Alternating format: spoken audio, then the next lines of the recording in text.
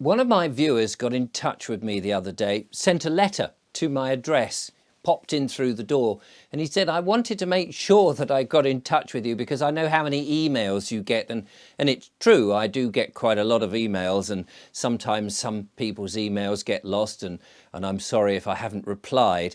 Anyway, I got the letter and I opened it up and he said, I'd love to meet you. I want to discuss some ideas with you. I'm coming into your town. Would you meet me?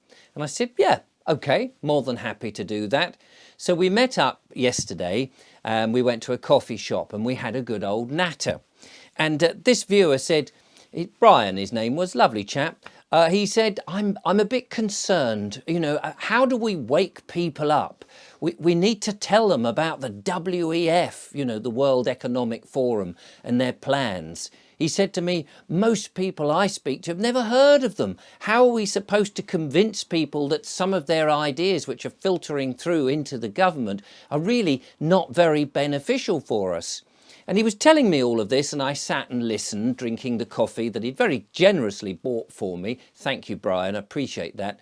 And I was thinking at the time, this is really interesting because on the one hand, I agree, we do need to be able to try and nudge people a bit and poke them and say, hey, what do you think about this organisation, this think tank that seems to somehow have an amazing amount of influence over the government and is really telling the government how we should be living with their somewhat extreme ideas, the 15-minute cities, the net zero target and the digital IDs that you know, all of this stuff. And you think, yeah, this is where it seems to be coming, channeling through the government. And yet the government, of course, have not asked us.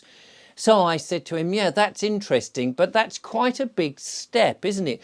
Trying to firstly introduce people who've never heard of places like the WEF or even the World Health Organization, which wants to take away our sovereignty so that they can tell us how we are going to respond if there was another crisis, whether that's a health crisis or even perhaps a climate change crisis, that they want to mandate this one size fits all across the whole world. I said, you know, I'm doing my little bit here where I talk to the audience, but not everybody clearly watches my videos, or they may disagree with me, which of course they're very welcome to. I said, so you've got this two-step problem, first to introduce them to who they are, and then secondly, to convince them that their ideas perhaps are not good for us. So I said, but see, the thing is, I've got a slightly different idea. You see, I thought they've got this Agenda 21, haven't they? We've heard about it in the news, Agenda 21 and Agenda 30, I think. And I thought, well, do you know what? Sod that. I don't care if they've got their agenda. I'm going to have my own agenda, being an independent thinker and all of that.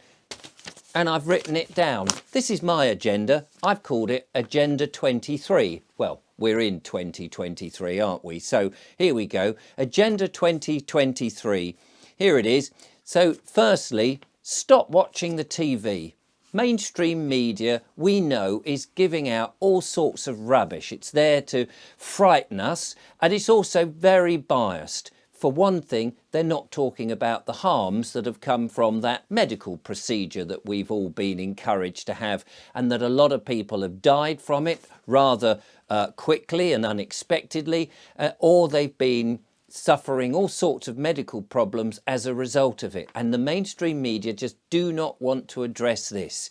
It's almost as if they're very frightened about it, almost in many ways as if there's somebody above them telling them what they should be talking about, what stories they are allowed to report. So I don't want to listen to the mainstream media if they are not independent, free thinking. And as Neil Oliver was saying in his GB News yesterday, why are the journalists not asking the relevant questions? They're not, are they? They're not asking the questions that we know what we want them to be asking. They seem to, again, have almost had their tails or their hands cut off. They seem unable to do the job of journalism. So I'm not interested. And the same thing goes for the Hollywood movies, these big movies that are selling an idea, the wokery. I'm not interested in all of that. I'm not interested in their warped morals. So I'm just not watching them.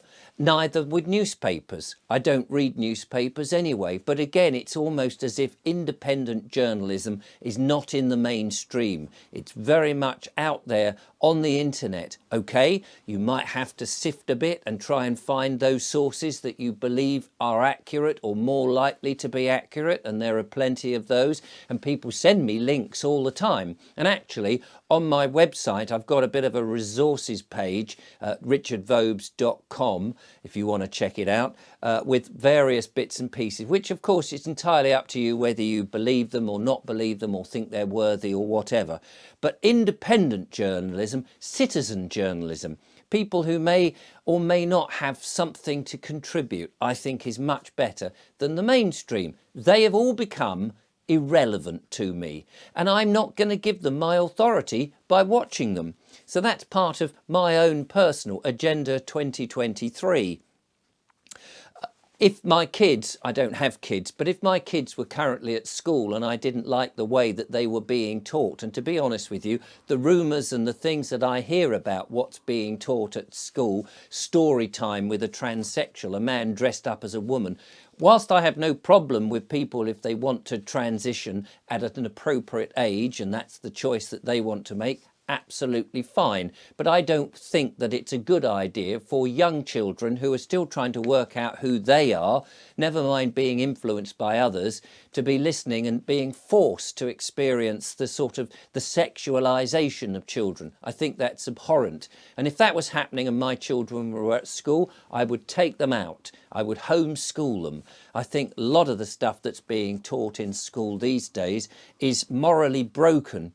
And I personally, in my Agenda 2023, I would say, no, I'm pulling them out of school. And I would recommend that to anybody who wished to do the same. I was talking yesterday, having heard this chap in the town talking about there was no reason to obey an immoral law. If a law is not moral, if it seems to be immoral and not right, if it doesn't have a natural essence to it that is useful, if it's harmful to people, like so many of these laws that seem to be coming in, the digital ID where they know everything about you, all those 15-minute cities, the low traffic neighbourhoods as they like to gently call them. But that they seem to be like little prisons. They might sell them as an idea that it's going back to the old villages where you had the everything within reach, you know, the baker, the candlestick maker, the butcher and everything, the hardware store. But it's not really going to be like that. You're not really going to have a hospital and a police station and a fire station all within 15 minutes. Not unless they herd you and like cattle and compress you into a very small and confined space. I don't think that's a very good thing. That's a bit of an immoral rule, I think. And so I'm just not going to obey it. I'm not going to obey it. I'm going to ignore it. I'm going to make it irrelevant.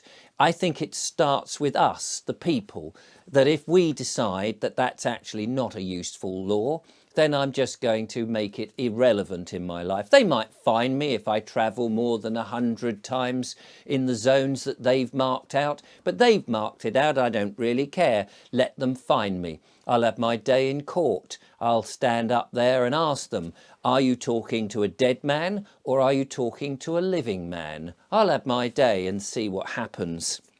And I think if more and more people were to do that, they can't lock us all up. The more people make their rules irrelevant, they're going to look like clowns. So that's one of the things that I'm going to do. The other thing that I've in my Agenda 2023 is I'm going to get off as much of the social media as I possibly can.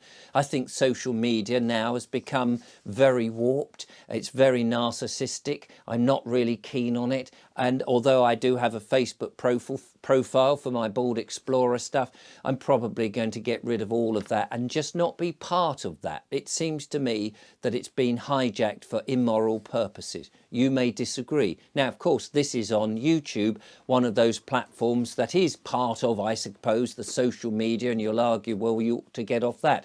but I am going to start using my Rumble channel a little bit more and explore some of the other channels.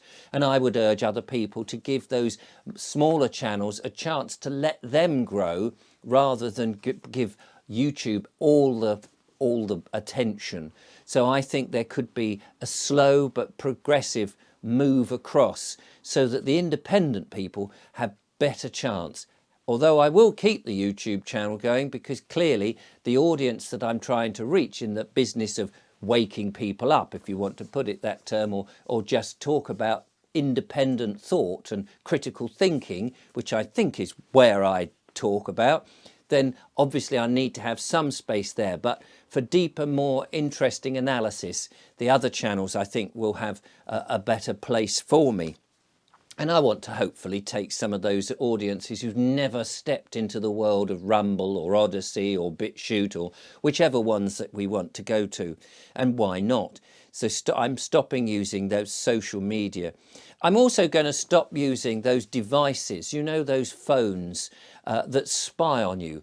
These things we carry around in our pockets that have cameras and microphones that the 77th Brigade might be listening in, earwigging in, or those devices in the house, which I have to say I proudly do not have, that you can talk to and it'll play music, or you can ask it things and it'll do stuff. The Internet of Things. It seems to me it's more the microphones of listening. We've all had that experience where we've talked about something, have we not, to a friend, and our phone somehow has managed to hear that, and the next time that you go on your social media or on YouTube or something and an advert comes up, it's the very thing that you were talking about. Oh, I'm thinking of buying a new toaster. Lo and behold, toasters appear everywhere.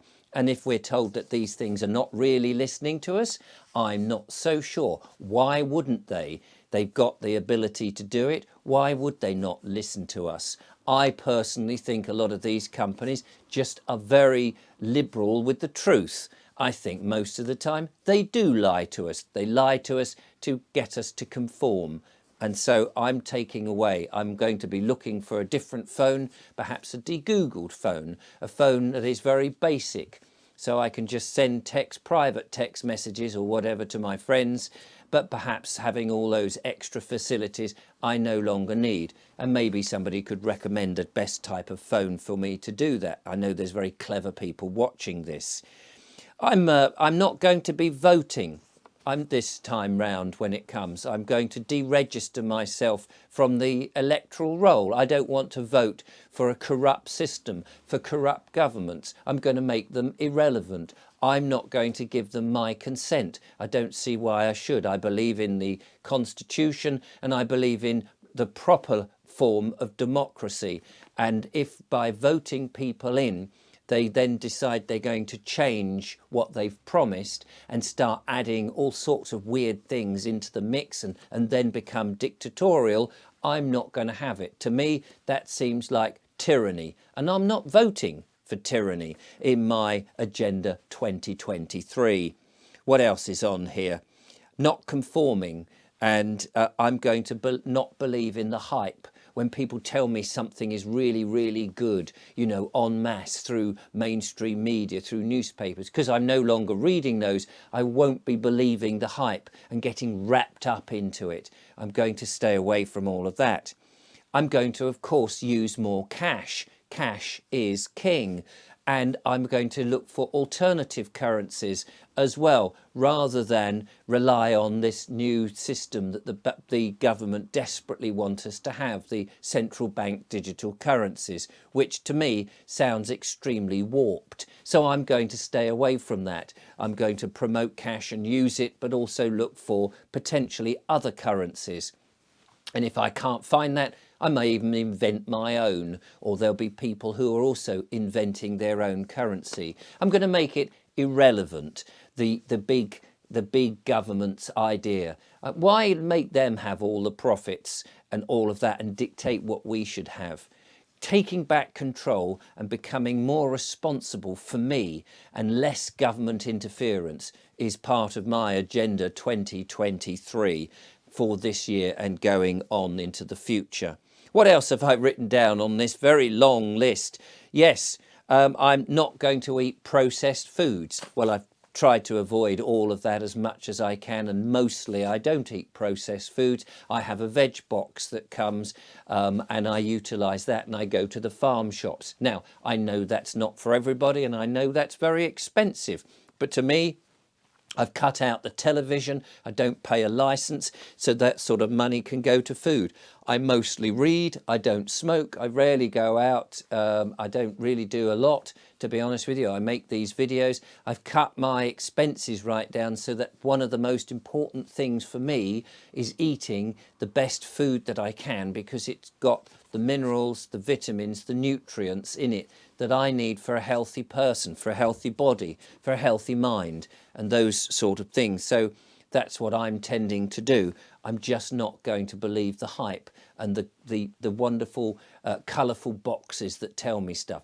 I'm cooking from scratch as much as possible with raw ingredients and not relying too much. Occasionally, you know, when you're out and what have you and being entertained by somebody else, you may well have to eat a little bit, but I'm reducing it right down to a minimum as far as I can. If I'm off medications as much as possible. In fact, I don't have any medications that I take because I have lost a huge amount of trust since the pandemic in big pharma, in all the whole industry with hospitals and doctors, the whole medicines and all of those things. I'm looking at much more holistic approach to life and not relying. Again, it's being independent, doing my own research. What supplements, good quality supplements, are going to be beneficial to me. I'm not now turning to a doctor every 2 minutes. I rarely take a paracetamol, for example. I barely ever take an aspirin. And those things, to me, is like, if I can't even get that far, I'm not taking any other medications, because I believe in the body healing itself and looking after itself as much as possible. Clearly, if I was smashed into by a car, had a car accident and my leg was bleeding profusely, clearly then I would obviously use those services. But as a default, I'm not immediately just going, oh, do you know what? I've eaten badly. I've smoked myself into a terrible situation where I've lost the ability of my lungs. I'm out of condition. I'm overweight. I'll just go to the doctor and see if he can fix me.